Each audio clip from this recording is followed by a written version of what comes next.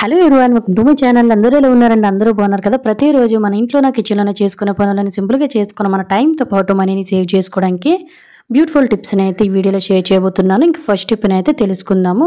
Kitchen కానీ bedroom కానీ ఇలా బాత్రూమ్ కానీ ఏదైనా కూడా మనకి ఇంట్లో ఇంక ఇన్సెక్ట్స్ అంటే చిన్న చిన్న రెక్క పురుగులు, దోమలు, ఇప్పుడైతే వర్షాలు అనేవి పడుతూ ఉన్నాయి కదండి, బ్యాడ్ స్మెల్ కూడా వచ్చేస్తూ ఉంటుంది. అంటే ముక్కంపులు అంటే గట్టని వచ్చేస్తుంది. ఇది ఏది రాకుండా కూడా కబోర్డ్స్లోన గట్టున్న మనకి స్మెల్ రాకుండా ఉండాలంటే సింపుల్గా ఇలా ట్రై చేయండి. ఏదైనా మీకు నచ్చిన ఏదైనా ఒక ఫేవరెట్ సోప్ అంటే మీకు నచ్చిన సోప్ అనేది తీసేసుకొని ఈ విధంగా కొంచెం కొంచెం తురిమేసుకోండి. ఆ తర్వాత సిల్వర్ ఫాయిల్ అనేది ఉంటుంది కదండి, చిన్న ముక్కను అయితే తీసేసుకోండి. సో మనకి సోపు అనేది మంచి స్మెల్ అనేది రావడమే కాకుండా 24 hours కూడా మనకు ఒక ఫ్రెషనర్ లాగా అయితే బాగుంటుందన్నమాట. సో దీన్ని ఈ విధంగా సిల్వర్ ఫాయిల్లో కానీ లేదంటే టిష్యూ పేపర్లో కానీ ఏదైనా మీ ఇష్టం అండి వేసేసుకొని ఇందులో కాఫీ పౌడర్ మీకు నచ్చింది ఏదైనా వేసేసుకోండి. కాఫీ పౌడర్ వల్ల మనకి ఇంట్లో ఇంకేంటంటే ఈ ఇన్సెక్ట్స్ అనేవి ఉంటాయి కదండి, చిన్న చిన్న రెక్క పురుగులు లాంటివి గట్టున్న బొద్దింకలు ఇటువంటివి ఏవి కూడా రాకుండా ఉంటాయండి. రెండింటిని కూడా మిక్స్ చేసుకోవడం వల్ల మంచి అరోమా అయితే వస్తుంది. దీన్ని ఎక్కడ పెట్టినా కూడా 24 hours అదేవిధంగా మంచి సువాసనలు వెదజల్లుతాయండి. చెదలు లాంటివి కూడా పట్టుకొని ఉంటాయి. ఈ విధంగా రెండింటిని కలిపేసుకున్న తర్వాత సిల్వర్ ఫాయిల్ని ఈ విధంగా ఫోల్డ్ చేసేసుకొని చుట్టూ కూడా ఈ విధంగా హోల్స్ పెట్టేసుకొని దీన్ని తీసుకొని వెళ్ళి మీరు కబోర్డ్స్ అనేవి ఉంటాయి కదండి, కొంతమంది కబోర్డ్స్కి డోర్స్ అనేవి ఉంటాయి. డోర్స్ వేసేటప్పుడు మనకు కొంచెం చెమ్మ స్మెల్ అనేది వచ్చేస్తుంది కదా, అక్కడ పెట్టుకోవచ్చు, బీరువాలో పెట్టుకోవచ్చు, కిచెన్లో, లివింగ్ ఏరియాలో లేదంటే బాత్రూమ్ కూడా ఉన్న బ్యాడ్ స్మెల్ అనేది రాకుండా ఉండాలంటే ఇది ఒక ఫ్రెషనర్ లాగా కూడా యూజ్ అవుతుందండి. దోమలు, ఈగలు, పురుగులు లాంటివి కూడా ఇంట్లోకి రావు. యూజ్ చేస్తే మీకే రిజల్ట్ అనేది అర్థమవుతుంది. ఇంకా సెకండ్ టిప్ని అయితే చూద్దాము.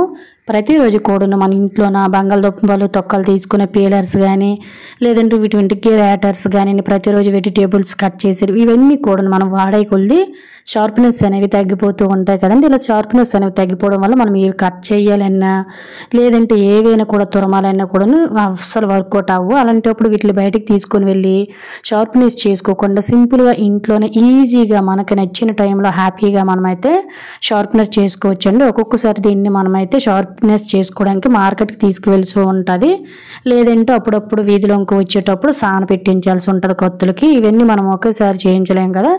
అలాంటప్పుడు సిల్వర్ ఫాయిల్ అనేది ఉంటుంది కదండి, దాన్ని తీసుకొని సిల్వర్ ఫాయిల్ అనే చిన్న పీస్ని తీసుకునే విధంగా ఫోల్డింగ్ చేసేసుకుంటే ఒక్కసారి చేతి మీద రుద్ది చూడండి, చాలా చాలా హార్డ్ ఉంటుంది ఇది అయితే. దీంతో ఈ విధంగా పీలర్స్కి, గ్రేటర్స్కి, నైఫ్స్కి ఇలా మనం షార్ప్ చేసుకోవాలనుకునే వాటన్నిటికీ కూడాను వీడియోలో చూపిస్తున్న విధంగా మనం అప్పుడప్పుడు కొంచెం ఈ విధంగా షార్ప్ చేసుకున్నాం అనుకోండి, సాన పెట్టించవలసిన అవసరం లేదు. ఇటువంటి ఏ కిచెన్ టూల్స్ కూడా షార్ప్నెస్ అనేది మనకి తగ్గిపోకుండా చాలా పదునుగా ఉంటాయి. కత్తులు అయితే మనం ప్రతిరోజు కూడా నైఫ్స్ తోటి అయితే వెజిటేబుల్స్ కట్ చేస్తూ ఉంటాం కాబట్టి ఖచ్చితంగా ఈ టిప్ అనేది మనకు చాలా బాగా వర్కౌట్ అవుతుంది. అలాగే ఫ్రెండ్స్, చిన్న రిక్వెస్ట్ అండి, వీడియో కనుక మీకు నచ్చినట్లయితే ప్లీజ్ ఒక లైక్ చేసి ఇటువంటి యూజ్ఫుల్ టిప్స్ని మీ ఫ్రెండ్స్ అండ్ ఫ్యామిలీకి షేర్ చేయండి. సో చూసారు కదండి, నైఫ్స్ అనేవి ఎంత షార్ప్గా తయారైపోయాయో, యూజ్ అవుతుందంటే ట్రై చేయండి. ఇంకా థర్డ్ టిప్ అయితే చూద్దాము. సో షూ అనేది ప్రతిరోజు వాకింగ్కి వెళ్ళి వచ్చేసరికి స్మెల్ అనేది వచ్చేస్తుంది కదండి, మన పాదాలు కూడా విపరీతమైన బ్యాడ్ స్మెల్ అనేవి వచ్చేస్తూ ఉంటాయి. ఇప్పుడైతే వర్షాలు పడుతున్నాయి కాబట్టి అస్సలు వీటిలో వాష్ చేయలేము. వాష్ చేసామంటే అసలు పూర్తిగా ఆరవండి, షూ కూడా మనకు పాడైపోతాయి. ఇలా మనము వేసవిలో అయినా లేదంటే ఇటువంటి చలికాలంలో అయినా కూడా ఎటువంటి బ్యాక్టీరియా చేరకుండా బ్యాడ్ స్మెల్ రాకుండా ఉండాలంటే సింపుల్గా ఇలా ట్రై చేయండి. ఒక్కోసారి ఈ చెమ వల్ల మనకి కాళ్ళకి ఇన్ఫెక్షన్స్ కూడా వచ్చేస్తూ ఉంటాయండి.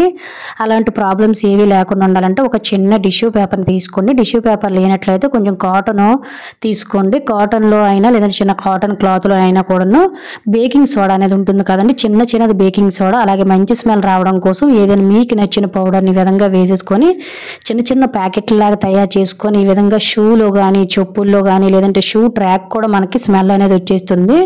సో ఎప్పుడైనా అబ్జర్వ్ చేయండి. ఈ మధ్యకాలంలో అయితే వాకింగ్కి వెళ్ళి వచ్చేసరికి కాళ్ళతో పాటు కూడా మనకైతే స్మెల్ అనేవి వచ్చేస్తూ ఉంటాయి కదా. షూ అనేది మాటికి వాష్ చేయలేమండి. వాష్ చేసినంత వరకు కూడా మనకి నీట్గా ఉండాలి. ముఖ్యంగా ఈ వర్షాకాలంలో బ్యాడ్ స్మెల్ రాకుండా మన కాళ్ళకి ఎటువంటి ఇన్ఫెక్షన్స్ చేరకుండా బ్యాక్టీరియా ఫామ్ అవ్వకుండా నీట్గా ఉండాలంటే సింపుల్గా ఇలా ట్రై చేయాల్సిందే. యూజ్ అవుతుందంటే ట్రై చేయండి, 100% వర్క్ అవుతుంది. రొయ్యలు అనేవి మనము కర్రీస్ కోసం తెచ్చుకుంటూ ఉంటాం కదండి, వీటిని వాష్ చేయడం చాలా కష్టం. ముఖ్యంగా ఇక్కడ పైన అయితే మనకి కొంచెం ఇసుక మట్టి అనేది ఉంటుందండి, పై పొర మీద అంతా కూడా పేగ అనేది ఉంటుంది కదా, ఇందులో చాలా మురుకు ఉంటుంది.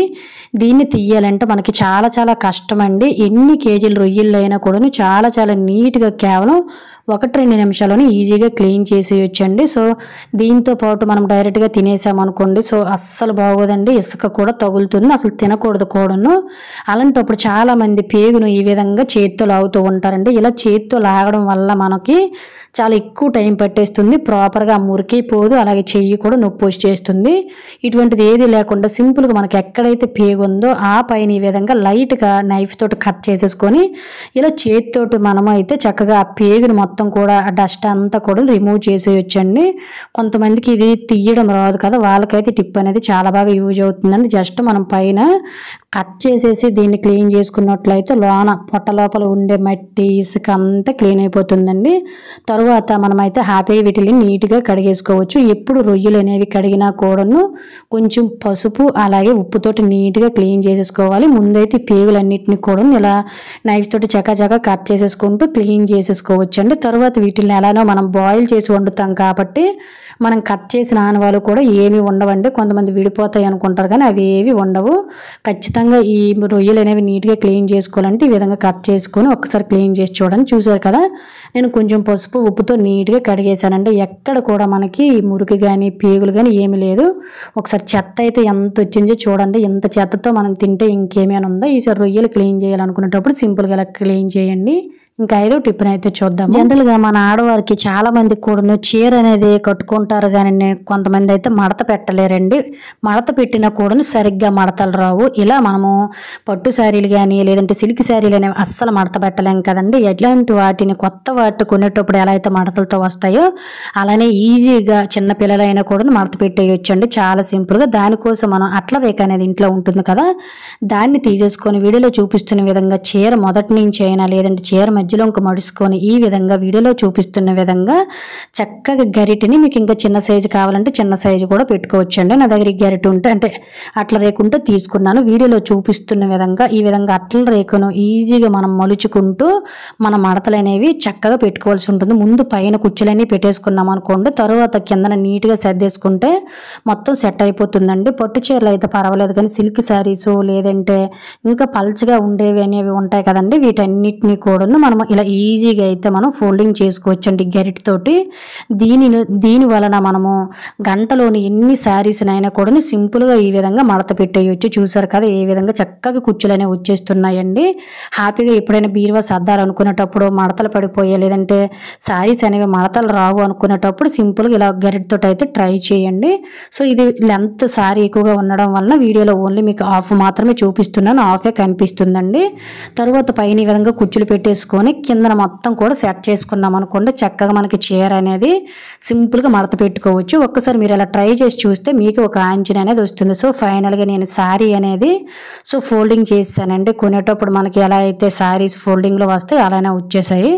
నాకు కూడా చీర అనేది ఎక్కువగా మడత పట్టడం రాదండి. సో నేను ఎలా చీరలన్నింటినీ కూడా ఎక్కువ శ్రమ పడకుండా ఒక గరిటతో అయితే సింపుల్గా నేనైతే మడత పెట్టేసుకుంటానండి. దీనివల్ల ఎవరి సహాయం లేకుండా మన పనులు మనమే చేసుకుని మన టైంతో పాటు మనీని సేవ్ చేసుకోవచ్చు. సో ఇది ఫ్రెండ్స్ ఈరోజు వీడియోలో అయితే టిప్స్ కనుక యూజ్ అయినట్లయితే please like share subscribe my channel. Thank you for watching. Bye bye.